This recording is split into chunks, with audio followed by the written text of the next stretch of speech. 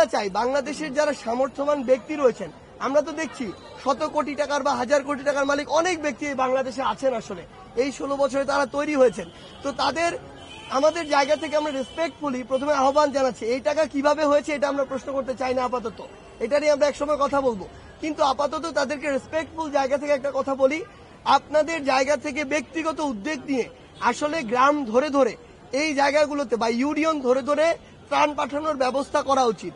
মানে দেশের এই সংকটকালীন সময়ে এটি করা ছাড়া আমরা যদি এই অবস্থাকে স্থিতিশীল করতে চাই, এটি খুবই টাফ হয়ে যাবে। এটা এক।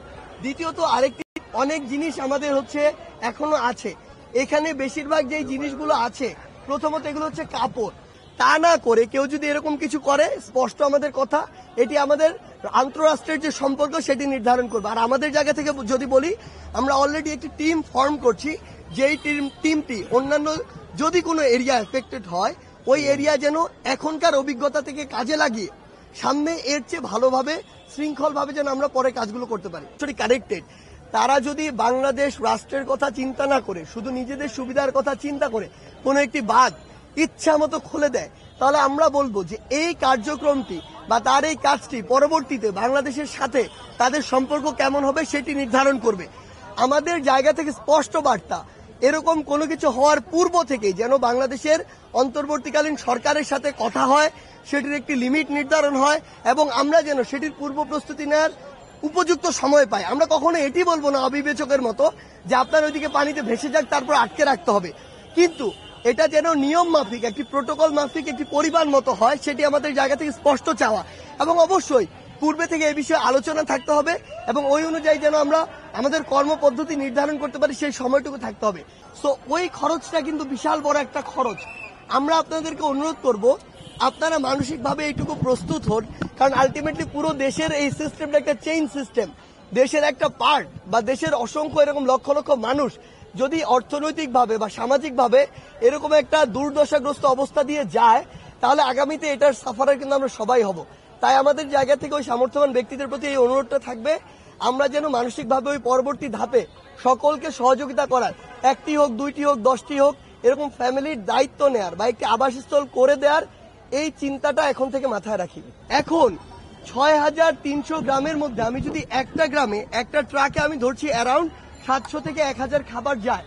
একটা গ্রামে আসলে একটা, যেহেতু পুরো গ্রামে এফেক্টেড, তার মানে এক ট্রাক একটা গ্রামের জন্যই যথেষ্ট। মানে একটা গ্রামে আমার এক ট্রাকের বেশি হলে আরো ভালো, এরকম একটা অবস্থা। তো আমি যদি একটা গ্রামে একটা ট্রাকও পাঠাই, তার মানে আমার এই 4টি জেলাতে 6300 ট্রাক আমার ত্রাণ পাঠাতে হবে, খাবার পাঠাতে হবে। আমরা 4 দিনে অ্যারাউন্ড ধরেন খাবার পাঠিয়েছি আমাদের এই জায়গা থেকে 100-র কিছু বেশি বা শতাধিক ট্রাক। তার মানে এভারেজ প্রায় 6200 গ্রাম বা ইভেন আমি যদি ধরি 6000 গ্রামে ট্রাক যে যাওয়ার বিষয়টি আলাদা আলাদা 6000 ট্রাক আমার প্রয়োজন। আমরা এই জন্য আমাদের জায়গা থেকে যেটি আসলে করেছি, আমরা উপজেলা প্রশাসন বরাবর পাঠিয়েছি, যে কোনো উপজেলা বা সদর উপজেলা, কারণ প্রত্যেকটি গ্রাম সম্পর্কে গ্রামে কার নিড এই বিষয়গুলোর লিস্ট আসলে উপজেলা প্রশাসনের কাছে একটি থাকে সামারি আকারে। সো তাদের কাছে পাঠিয়েছি এ কারণে যে ওই প্রত্যেকটি এরিয়া ইন্ডিভিজুয়াল চেনা আমাদের জন্য টাফ, এক। দ্বিতীয়ত ওই উপজেলার কোন রাস্তাগুলোর কি অবস্থা, সেই জায়গাগুলোতে আমাদের এই ট্রাকগুলো নিয়ে যাওয়া আমাদের জন্য অনেক বেশি সমস্যা। এই জন্য আমরা প্রত্যেকটি ক্ষেত্রে অফিসিয়াল ভাবে উপজেলা প্রশাসনের সাথে যোগাযোগ করে তাদের কাছে পাঠিয়েছি। তারা তাদের জায়গা থেকে যেখানে মনে করেছে যে এই গ্রামে বা এই ইউনিয়নে প্রয়োজন, তারা তাদের জায়গা থেকে ওইভাবে পাঠিয়েছে। আমি আপনাকে শুধু গ্রামের স্ট্যাটিস্টিক্স দিয়ে এটি বুঝালাম যে আমি যদি এক গ্রামে একটি করে পাঠাই, তারপরও আমার অ্যারাউন্ড এরকমই হবে, মোর দেন 50% বা তারও বেশি জায়গা আসলে পৌঁছাবে না। এখন এটার সমাধান কি হতে পারে আসলে? এখন এই সংখ্যাটা বেশি হওয়ার কারণে আমাদের কাছে অনেক ভাই বোন আসছেন যারা চাচ্ছেন তাদের ওই এলাকায় পাঠাই, তাদের কাছে ফোন আসছে। আমাদের ধরে ধরে করা সম্ভব না, এইটুকু নৈতিকতা কিংবা এইটুকু আপনার ব্যক্তিগত দায়িত্ববোধের জায়গাটি থাকতে হবে যে এলাকায় যখন যায়, হোক উপজেলা প্রশাসনের মাধ্যমে হোক ট্রাকের মাধ্যমে, একটি পাড়ায় গিয়েছে মানে ওইখানে খালি করে দিতে হবে, ব্যাপারটা যেন এমন না হয়, এইটুকু দায়িত্ব নিতে হবে। এবং সবচেয়ে ইম্পর্টেন্ট, একটি বা দুইটি প্ল্যাটফর্ম দিয়ে আসলে এখান থেকে ওভারকাম করা খুবই টাফ। আমাদের অনুরোধ থাকবে, এটা যেমন একটা সেক্টর, আমরা দেখেছি আরো বিভিন্ন 2-1টা ফাউন্ডেশন দেখছি যে তারা তাদের জায়গা থেকে খুব ভালো করে কাজ করছে। আমরা চাই বাংলাদেশে অন্তত এরকম 100টা ফাউন্ডেশন এই মুহূর্তে কাজ করুক বা 100টা ব্যক্তি বা কোম্পানি কাজ করুক, যারা প্রত্যেকদিন এরকম 20টা 25টা করে ট্রাক ত্রাণ ওই এলাকাটিতে পাঠাবে। আরেকটা অনুরোধ করতে চাই, মানসিকভাবে প্রস্তুতি নেওয়ার জন্য বাংলাদেশের সামর্থ্যবান কিংবা অন্তর্বর্তীকালীন সরকার সহ বিদেশি যারা সংগঠন রয়েছেন তাদেরকে এটুকু অনুরোধ করতে চাই, পানি নেমে যাওয়ার পরে যেই চ্যালেঞ্জটা আসছে এটা সবচেয়ে বড় চ্যালেঞ্জ। একটা মানুষের বা একটা পরিবারের 10 দিনের খাবার খেতে হয়তো সব মিলে খরচ 10,000 টাকা হতে পারে, কিন্তু যার বাড়ি ভেসে গিয়েছে, যার ফসলি জমি ভেসে গিয়েছে, ফসল ভেসে গিয়েছে, গবাদি পশু ভেসে গিয়েছে, ওই মানুষটাকে মিনিমাম একটু স্বাবলম্বী করতে বা একটা ঘরে আশ্রয় দিতেও কয়েক লক্ষ টাকার প্রয়োজন। একটু আমাদের জায়গা থেকে বলি, সেটা হচ্ছে যে আমাদের যে বিস্কুটগুলো, বিভিন্ন ধরনের বিস্কুট, এরপরে মোমবাতি, সাবান, লাইটার, ম্যাচ, এই জিনিসগুলো, আলো এবং আগুন সংক্রান্ত, sanitary napkin, tasty saline, coil, চিনি, গুড়, চিরা, মুড়ি, ফিটকিরি, পানি বিশুদ্ধকরণ ট্যাবলেট, এই বিষয়গুলো, আর বাচ্চাদের যে খাবারগুলো, বাচ্চাদের যে বিভিন্ন খাবার এবং মেডিসিনগুলো আমরা আপনাদেরকে অনুরোধ করব, যদি আপনাদের থাকে আপনারা দিয়ে যাবেন, যদি আপনারা দিতে চান, আপনাদের না থাকে তাহলে কাইন্ডলি আপনারা একটু কষ্ট করে কিনে এনে যদি দেন তাহলে আমাদের কাজটা একটু সহজ হয়, আমরা এই জিনিসগুলো দ্রুত পাঠাতে পারি। আর আরেকটি জিনিস আপনাদের উদ্দেশ্যে বলতে চাই, সেটি হচ্ছে যে এই যে বিভিন্ন জায়গায় উপজেলা প্রশাসন থেকে ইউনিয়নের বিভিন্ন জায়গায় আমরা আমাদের জায়গা থেকে বলি, ওই রুট লেভেলে আমরা যারা যেই টিম 2-3 জন এখান থেকে যায় তাদের কিন্তু প্রত্যেকটা জায়গা চিনে চিনে দেওয়া সম্ভব নয়। প্রত্যেকটা মানুষ আসলে এলাকার প্রতি কিছুটা বায়াস।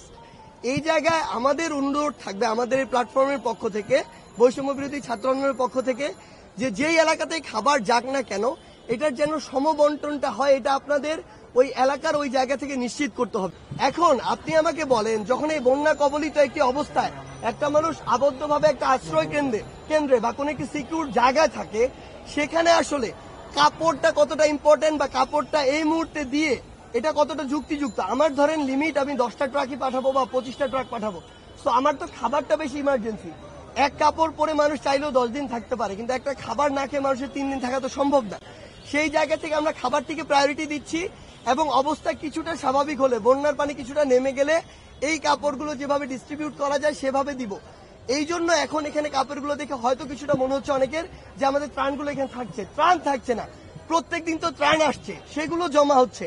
এমন যদি হতো যে এখন আমাদের যতগুলো এখানে ত্রাণ আছে তার ডাবল কোনোদিন আপনি একদিন হঠাৎ করে দেখছেন, তার মানে আমাদের কিছু স্টোর হয়ে গিয়েছে, থেকে গিয়েছে, এমনটা কখনো হয় না। প্রত্যেকদিন আমরা আগের দিনের গুলো সারা রাতের মধ্যে প্যাক করে ফেলি, আবার সকাল থেকে আসা শুরু করে। এই জন্য আমাদের এখানে আছে, বাট বেশিরভাগই কাপড়। তো সেই জায়গা থেকে আমরা বলি এই কাপড়গুলো আমরা পাঠাবো, জাস্ট পানির অবস্থা যদি কিছুটা স্বাভাবিক হয়, কিছুটা নেমে যায়। আরেকটা জিনিস হচ্ছে, আমরা এখন যারা রয়েছে আসলে তাদেরকে অনুরোধ করব কাপড় না পাঠিয়ে, সেটা আমরা আরো 7 দিন 10 দিন পরে করতে পারি। আমাদের আসলে ত্রাণের প্রয়োজন, অর্থের প্রয়োজন। ত্রাণটা আপনারা যদি নিজেরা কিনে পাঠাতে পারেন সেটা, কিন্তু আমাদের একটা সীমাবদ্ধতা আছে।